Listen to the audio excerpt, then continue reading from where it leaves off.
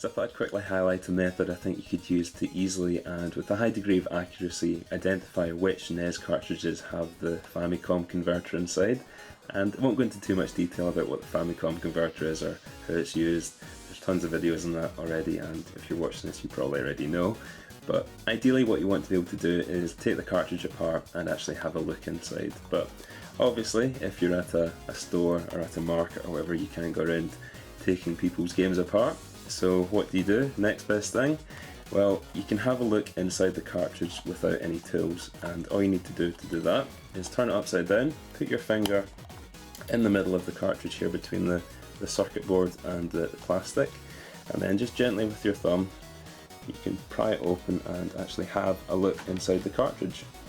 So it's not going to damage it, it's flexible and everything, and it's not going to pop the thing open or snap anything. It's just enough force to actually have a look inside. And as you can see there, you can see some silver legs, and what those are actually the ROMs on the circuit board of the cartridge. Those contain the game data, and I'll quickly show you a Mega Drive cartridge here just as an example. This is a mask ROM, and that's what contains the game data, and those are the little legs you can actually see when you pry open the cartridge there. So that's an example I'll give you there. I don't actually have a Famicom converter or a cartridge open to show you. This is literally the only NES game I have here, and I could be completely wrong about this.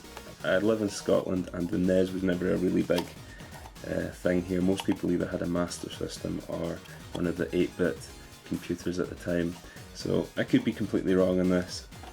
But if you can pry open the cartridge and see those little legs, then your cartridge does not have a Famicom converter inside. The Famicom converter, from what I can tell from pictures online, is just a blank PCB like this here. It doesn't have this on it, and it has a plastic strip at the top, and then you have the actual Japanese cartridge plugged into the top of that. But if you have a Famicom converter inside, all you'll have is just a blank circuit board, so you won't be able to see these little legs. There might be a chip down this end here, which is I believe a lockout chip, but other than that you won't even be able to see that, I don't think.